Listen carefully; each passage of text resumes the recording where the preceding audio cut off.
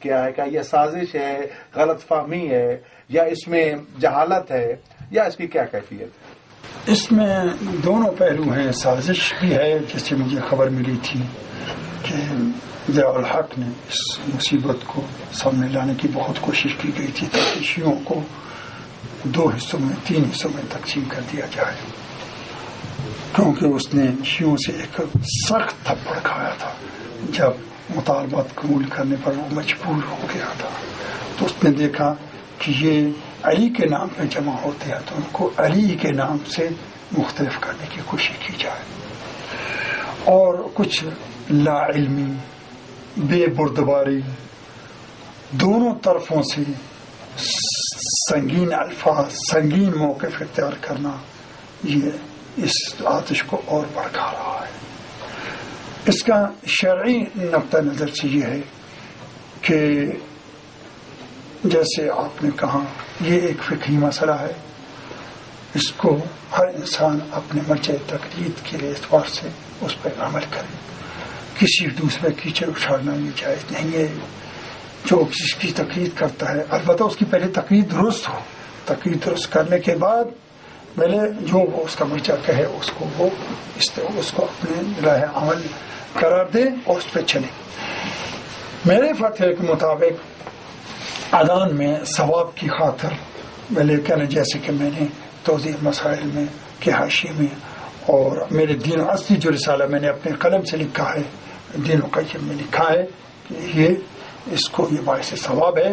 اذان میں ثواب کے لیے اس کا پڑھنا جو ہے بہت ہی بہتر ہے، بلکہ یہ آج کل شیعیت کی علامت ہو چکی ہے. اس رمز و علامت کو باقی رکھنا بہت ضروری ہے. باقی رہا جہاں تک نماز کے سے ائمہ علیہ السلام نے نماز پڑھ کے دکھائی، ہمیں پڑھنے کا کیسے سے پڑھنی چاہیے بیان فرمایا ہے. کسی معصوم سے صحیح روایت میں نہیں ملتا کہ کسی معصوم نے اس کو پڑھا ہو یا اس کے پڑھنے کا حکم دیا ہو. صرف ایک روایت ہے کہ جس کو شلمغانی نے اپنی کتاب تکلیف میں لکھا تھا، جو آج کل فقہ رضوی کے اعتبار سے مشہور ہے. میری تحقیق کے مطابق یہ وہی کتاب تکلیف ہے جس کو شلمغانی نے لکھا تھا اور جس پر امام زمانہ نے لعنت کی تھی، کیونکہ یہ غیبت صغرا میں تھا. اس پر امام زمانہ شلمغانی پہ لعنت کی تھی. اور امام کے نائبوں میں سے ایک نائب نے، 4 نائبوں میں سے ایک نے فرمایا تھا کہ اس میں کچھ چیزیں دین کے خلاف ہیں، بولے اس نے اس کی نشاندہی نہیں کی. اور یہی روایت جو اس نے اس کتاب میں لکھی ہے، شہادت ثالثہ اس میں ہے. معتبر کتابوں میں یہی تشہد اس شہادت ثالثہ کے بغیر موجود ہے.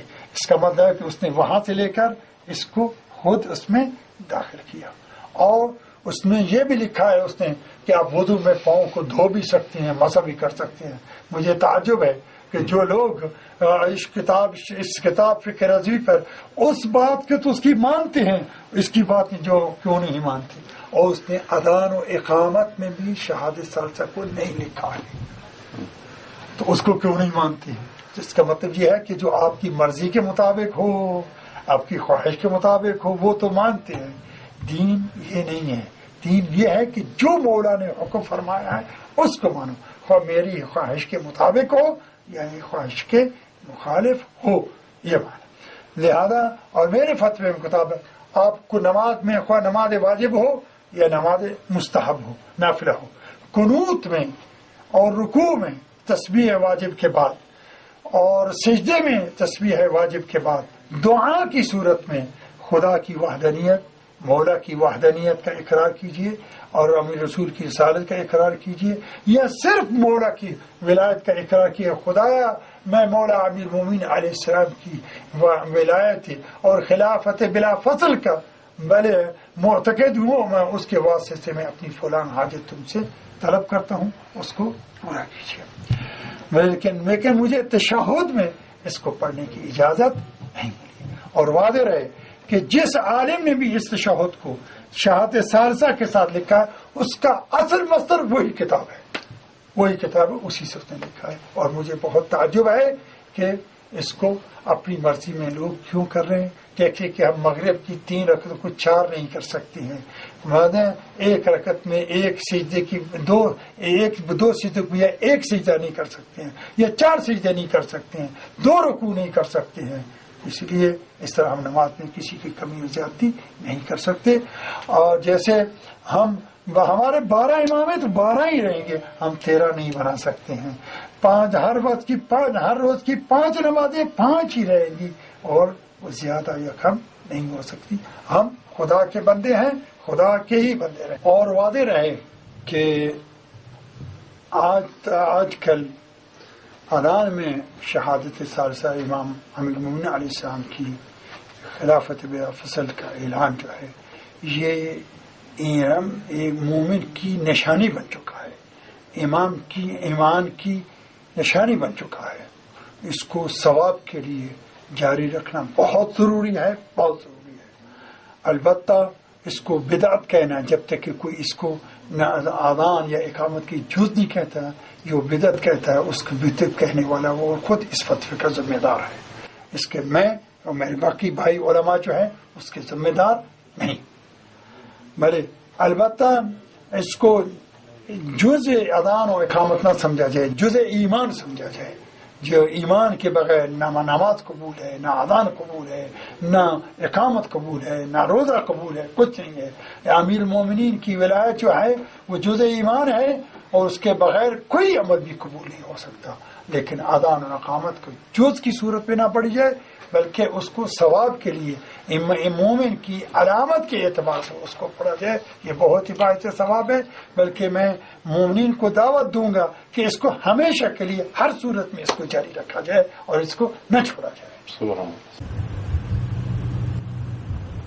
تو گفتگو یہاں پر ہماری جتنا بھی آج کے جو پیریڈ تھا ہمارے اس میں اس کو مکمل کیا. اگرچہ کچھ چیزیں اور بھی اگلی دفعہ نیکسٹ کلاس کے اندر کوئی مزید انحرافی افکار کے دلائل کا رد اپنی گفتگو میں لے کر آئیں گے.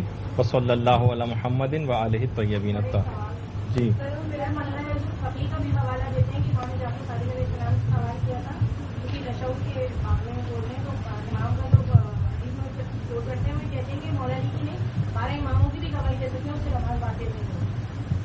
اصل میں دیکھیں، سب سے پہلے ابھی تو میں اس کے اور دلائل کے اندر نہیں گیا ہوں.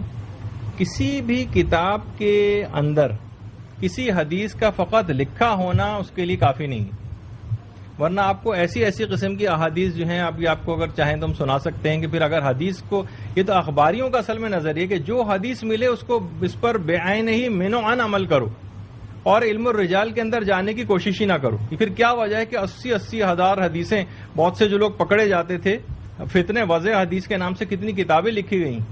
80 ہزار حدیثیں جو وہ کہتے تھے کہ تم ہمیں قتل تو کر رہے ہو لیکن ہماری ان حدیثوں کا کیا کرو گے جو ہم نے جال سازی کر کے تمہارے اندر پھیلا دی. تو کتنے ہی افراد ایسے تھے کہ ائمہ نے جو ہے باقاعدہ ان کے نام لیے کہ یہ جھوٹی باتیں ہم سے منسوب کرتا ہے. کوئی امام ایسا نہیں ہے، امام فرماتے ہیں کہ جس کے ساتھ کوئی جھوٹی حدیثیں بیان کرنے والے افراد اس کے ساتھ ساتھ نہ لگے رہتے ہیں جو ان سے باتوں کو سن کر دوسرے لوگوں میں پھیلاتے تھے. تو یہ والا اصل میں نظریہ ہی بالکل غلط ہے کہ بس کوئی ایک حدیث ہو چاہے کچھ بھی اس کے اندر لکھا ہو، بس بیان ہی ہم اس کو مان لیں گے. اگر مان لیں گے تو یہ حدیثیں بھی اس میں کوٹ کی ہیں کہ جناب پاؤں کا دھونا جائز ہے، اور بہت ساری حدیثیں ایسی ہیں کہ جیسے سورہ ناس اور فلق قرآن کا حصہ نہیں، پھر یہ بھی ماننی پڑیں گی آپ کو. اس کا مطلب یہ ہے کہ علم الرجال کے اعتبار سے اور دلائل اس حدیث کے اوپر جو قائم کیے جاتے ہیں اس کے اعتبار سے اس کا متن دیکھا جاتا ہے، راوی چیک کیے جاتے ہیں. پھر اگر وہ روایت ثابت ہو جاتی ہے معتبر تو پھر اس کے مطابق عمل کیا جاتا ہے. تو چاہے ہماری جو کتنی بھی کتابیں، جب بھی آپ نے دیکھا کہ ہماری کسی بھی کتاب کے ساتھ صحیح کا لفظ نہیں، اہل سنت کہتے ہیں ساری حدیثیں جو ہیں، مثلا کہتے ہیں کہ جو صحیح بخاری ہے، کتنی دفعہ آپ کے سامنے بیان ہو چکا کہ امام ابو حنیفہ نے کئی لاکھ احادیث میں سے صحیح بخاری کی 4-5 ہزار حدیثوں کا انتخاب کیا ہے، اور ہر حدیث کو لکھنے سے پہلے وضو کر کے مقام ابراہیم کے پیچھے 2 رکعت نماز پڑھ کے اس حدیث کو لکھا ہے، خانہ کعبہ کی دیوار سے پشت لگا کر اس حدیث کو لکھا ہے. یعنی ایک حدیث صحیح بخاری کے اندر بالکل صحیح. ہمارا نظریہ کسی بھی حدیث کے لیے، حدیث کی کتاب کے لیے صحیح ہونے کا نہیں. اصول کافی کے اندر کتنی غلط روایتیں بھی ہیں جو جھوٹی روایات ہیں، کتنی ضعیف روایتیں ہیں، روایتوں کی بہت ساری اقسام ہیں. تو فقط کہ شیخ صدوق نے من لا یحضر الفقیہ میں کہہ دیا تو بس ہم اس کے اوپر مینوانا آمنا و صدقنا کہہ دیں، یہ نہیں ہوتا. ہمارے ہاں پوری تحقیق ہوتی ہے، اور جب بھی اجتہاد جاری و ساری ہے، سنیوں نے اسی وجہ سے اجتہاد کا دروازہ بند کیا. اکثر ان کے علماء کا کہنا یہ ہے، جیسے خود مولانا مودودی کہا کرتے تھے کہ اگر ہم علم رجال کی بحثوں میں جائیں گے تو ہمارے پاس ذخیرہ حدیث میں سے کچھ بھی نہیں بچے گا. وہ فلاں راوی ضعیف، فلاں راوی ضعیف، فلاں راوی ضعیف، تو آپ کا مذہب کیا ہے ہی ایسا عنوان، اس کے اندر چیزیں ہی ایسی ہیں کہ پھر واقعی حدیث میں سے کچھ نہیں بچے گا.